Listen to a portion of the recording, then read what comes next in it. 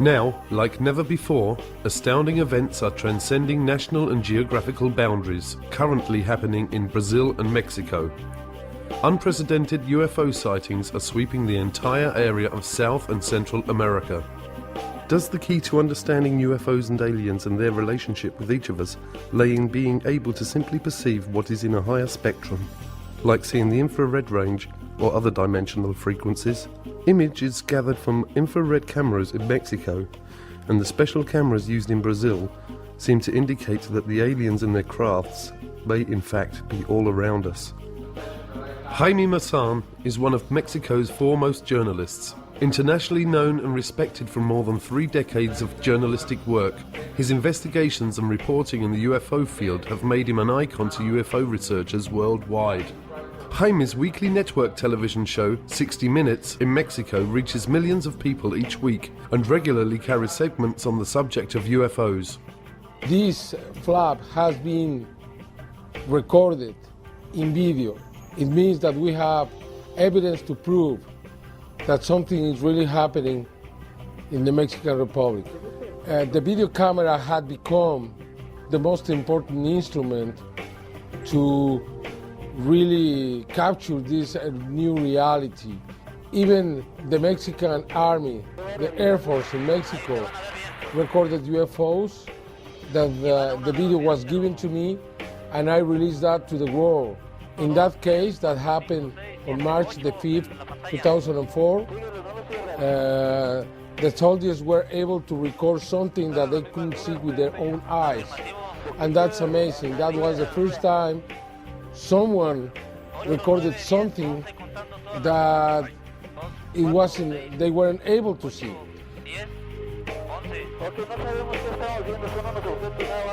With Jaime Maussan aboard a plane coming from San Antonio to Mexico City, flying over a place called San Luis Potosí to film a UFO, following the plane. It was detected by the radars and I have everything on film. So for us it's normal. Maybe because we're searching for it, maybe because we are trying to look for this reality, maybe they are following us. I don't know, but it happened to me that at least 50 times, maybe more. There are objects that we cannot see with our own eyes, but they are there, they are watching us. As the more one researches, the more one discovers that literally tens of thousands of very credible people of every age, occupation and nationality are claiming that they have had personal contact with either aliens or interdimensional beings.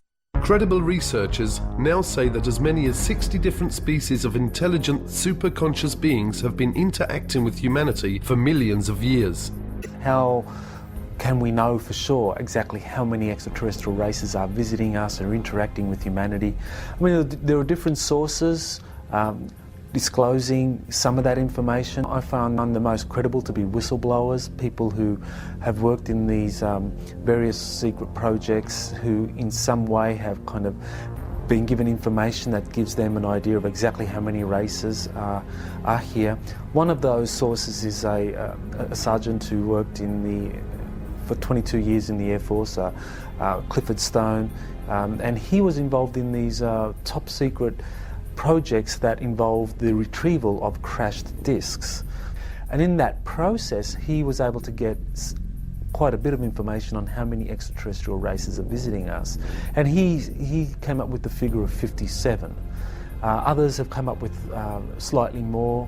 Another prominent whistleblower or a former employee of the CIA is John Lear, and he talks about over 60 races that are visiting the Earth. Could it be possible that our universe is not only immense, but that it is full of life, and that there is a great diversity of this life spread throughout our own local galaxy and even our solar system?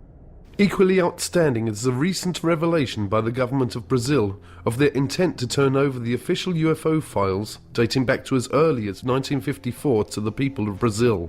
Well, the Virginia case is probably the best well-documented case that we have in Brazil and probably in the world. Yeah, you know that over 80 witnesses came forward, first-hand witnesses came forward during the first weeks, and they are still coming after it happened. During all these years, we still keep getting witnesses that come forward and tell us pieces of the big story that we know that comprises the capture of at least 2 alien creatures in the city of Virginia. We know for a fact, because we have it all documented, plus the witnesses have confirmed and cross-confirmed that one alien was captured in the morning of that day, which was a Saturday, about 10:30, by a fire department and some personnel from the Army. Another creature was seen at the same day by middle afternoon by 3 girls. It was them who called the attention of all the city to the fact that strange creatures have been seen, because when the first one was seen and captured in the morning, it didn't draw too much attention. But at the afternoon, when the girls saw another creature and then spread the word to everybody, we saw the devil, that's what they thought they saw. That night of the Saturday, January 20, 1996, that second creature, probably the same one saw by the girls, was also captured by a police troop, a police car, actually a military police car with 2 policemen inside. The one who was sitting in a passenger seat was Marco Eliscerezi, and he was lucky enough to be the one who spotted the creature and grabbed it with his own bare arms, bare hands, got back to the car, put the creature in his lap, and took to the hospital. 25 days after that, he died on February 15 of some bacteria attacks, proving that his immunodeficiency system was absolutely destroyed. And Army personnel and authorities kept it all secret for lots of time until the UFO researchers started protesting along with the press, and we did so much pressure that eventually information was released about it. The exobiological aspect, that the probability of life out there has actually increased over what it was in 1950. And the indication that there may be ways of traveling faster than the speed of light so that, hey, they can get here from there. It doesn't mean that they're coming in 5 minutes or they're coming every hour or every day, but you know, they might be able to traverse huge distances in a period of weeks or months or something instead of spending hundreds or thousands of years. Well, look at the UFO sightings. Maybe they provide the answer that they are here. There was talk in the war room about a study that was underway.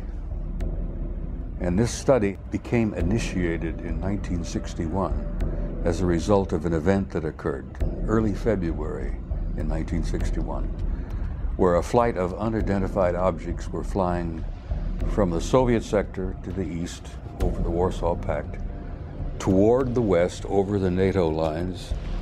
These objects were very high, they were very fast, they were in formation, they appeared to be circular in shape, and they were obviously under intelligent control. They came in a formation of, well, what appeared to be almost 100 of them. And they flew in formation at a high rate of speed from the east over NATO, over the Channel, southern coast of England, where they turned, flew north, and disappeared from NATO radar over the Norwegian Sea. We found out that the Soviets had gone on alert, the Warsaw Pact had gone on alert because they picked them up. All of our Air Force and radar sensory devices picked them up.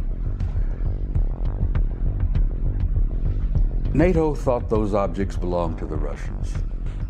We found later that the Russians thought they belonged to us. Both forces were to find out later that they didn't belong to any of us.